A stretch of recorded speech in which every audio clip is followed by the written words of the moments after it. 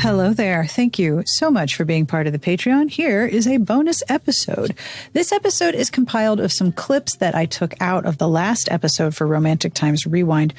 I don't know if you've noticed, those episodes are kind of lengthy. And so when we go off on too far of a tangent, I cut it, but I save it because I thought you might like it. So here what we have is a very fine menu. We have a discussion about identifying the reviewer when you're reading a review.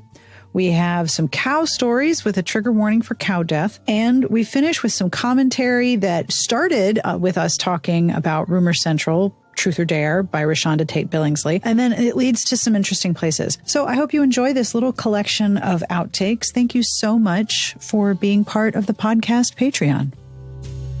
Also, the term flowery nuptial minutiae. I am amazed I said that on the first take. I didn't have to do that twice.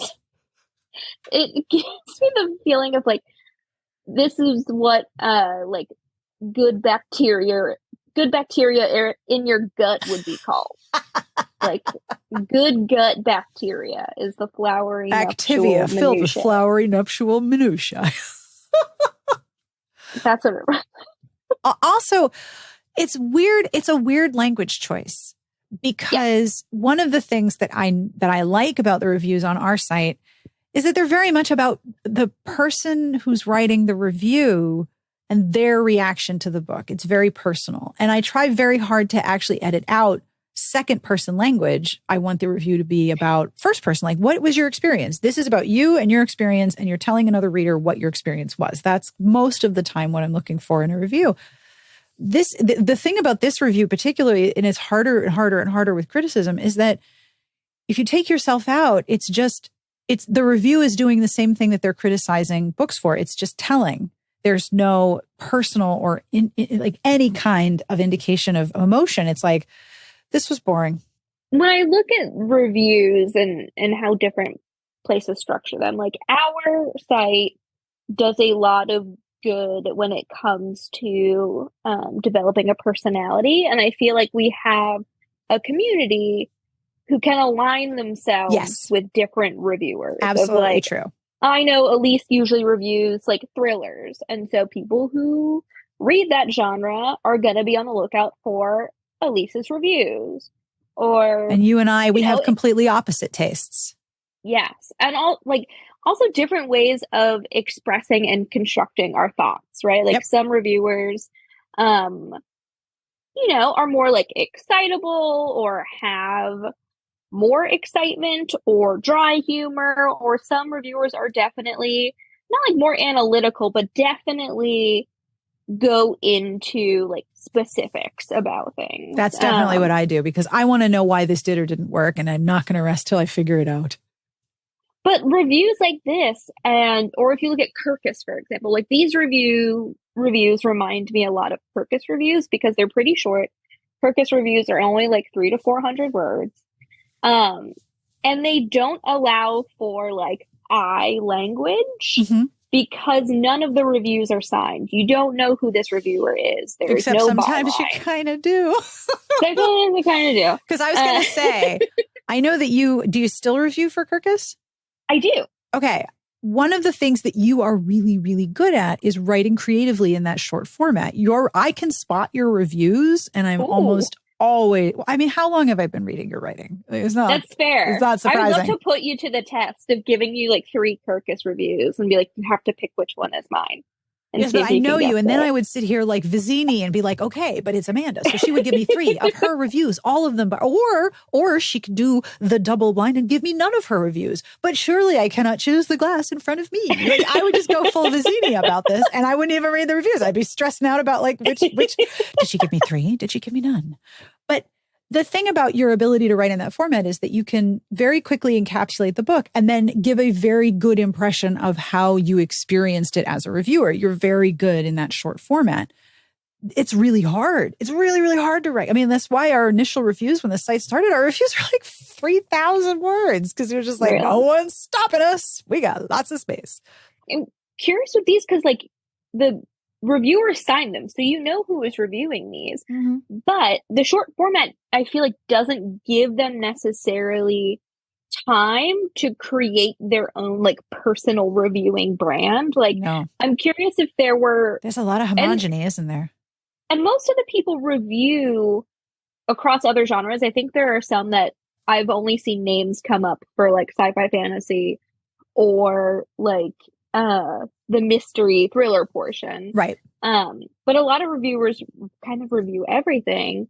And it's like, okay, do we have readers of this magazine who constantly look for reviews by one reviewer because they've identified with their reviews and are pretty spot on in their reading taste? But I don't know if that's possible because the length doesn't allow to like get to know the reviewer, if that makes sense. Yes, absolutely true. There's a lot of homogeny there. So I have a cattle story. I would love to hear your cattle story. Is the cow a ghost? I'm into ghost cattle at this time. It may be. I don't know. But warning for animal death. I'm just going to give everyone a trigger warning for animal death. Thank you. We had like 20 plus cattle on our acreage growing up. And every morning we would count the cows as my dad would drive us to school. We would do a little cattle count. And because we would go around our property. And we kept coming up one short. And we're like, which cow is missing? And it was one of our bulls. His name was Hershey. We had a mix of Angus and Jersey cows. So they weren't like dairy cows. I had no idea you had cattle. Yes. We had cattle. We had horses. Was this before or after the pudding wrestling? During the pudding wrestling. Okay, yeah. Cool. So one of our bulls was missing. His name was Hershey. And we could not find him for like weeks. And poor Hershey. We're like, we checked the fences to see if there was a break in the fence. Like, did someone just take this one cow? What happened? Like, we had no clue. And so at least a month goes by. I'm not sure, like, I don't remember the span of time. But we're on this trailer rolling out giant bales of hay into the fields. And we noticed, we also used to live next to a limestone quarry. A sinkhole had opened up on our property. And we didn't know because we had like 40 acres. And we didn't know. And we saw when we were putting hay out into the field. And Hershey had fallen into the sinkhole. And probably broke his neck. But he was pretty much like a skeleton by the time my dad found him. Poor Hershey. But then my dad, because he's just a weird little backwoods redneck, and I say that with the utmost love, takes the skull home, cleans it up, and like gives it as a gift to my mom. And my mom's like, I don't want that. What are you doing? So, but like growing up when I was in second grade for show and tell, I brought in a cow skull. As you do. Skull for show and tell. So like this is Hershey, or it was Hershey. This was an earlier skull that we just had in the house. As you do. So, who doesn't have some ghost cattle decor? Yeah, like cattle skulls were not a foreign object to me because apparently I was so obsessed and I brought one to school when I was like 8 years old. So yeah, my dad was like, yeah, we've got a new cow skull for decor in the house. And my mom's like, no, we don't. We do not. Oh, and they're reality stars too. Yeah. And one of them's name is Evian. Evian milks her tragic kidnapping. No, don't say Evian milks. That's disgusting. Yeah, nobody wants to know about Evian milk. Did you ever see the movie Superstar with Molly Shannon? No. So it's based off of an SNL character, but the like mean girl in the movie is named Evian. And it's played by, I believe, the actress who played the mean stepmom in It Takes Two. She's a very popular 90s actress. Yeah. But her name's Evian, and at one point the main character, Mary Catherine Gallagher, tells her to go drink herself. Oh, it was like the worst thing she could have ever said to her. I have a sort of squishy feeling in my tummy right now. And the last time I had this feeling, I was on Reddit and someone was showing a picture of a super accessorized Bloody Mary, and you drink it through a hollowed out hot dog. And I have that same feeling right now. Well, I do love a hot dog. Yeah. Well, there you go. You take a straw and you shove it through the hot dog and you use that as the drinking straw for your have you seen Bloody Marys, by the way, now? Like they come with a whole... I don't like a Bloody Mary, so I don't usually order them. I don't like them either, but I see other people order them. And you know how people wear like big giant hats to ascot? It's like every Bloody Mary has a giant ascot hat, and it's like a fern and some pickles and a whole vegetable It's turned into like a statement necklace. It is a statement necklace. Did you ever have did you ever have like all you can eat salad bar restaurants when you were growing up, like the Ground Round or Pappin's or Haas's? There was this one restaurant when I would visit my grandparents, they would always take me to in South Florida, called Sweet Tomato. Yeah, same thing. And you'd start with a very long salad bar, and then the rest of the buffet is like chili. They always had soft serve ice cream and like pizza. But I have such fond memories of Sweet Tomatoes. I don't even know if it's still in business.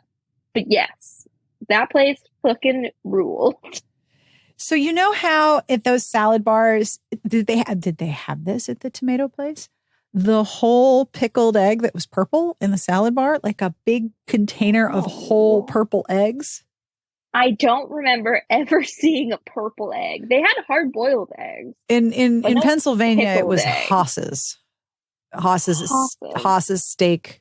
Like that you were supposed to order a steak, but if you just went for like the Golden Corral, Ground Round, there's like a whole bunch of those. The big purple egg, like that's what's going on your Bloody Mary now. Just a giant honking egg. Just put it right on the top there. Also, in general, our podcast, we have a topic and you never quite know where we're going to go in the conversation. It's true. Yeah. When we started this recording, I never thought we would get to purple pickled eggs. And all you can eat salad bars. Yeah, it's kind of like 6 degrees of purple pickled eggs. Like, how are we going to get there?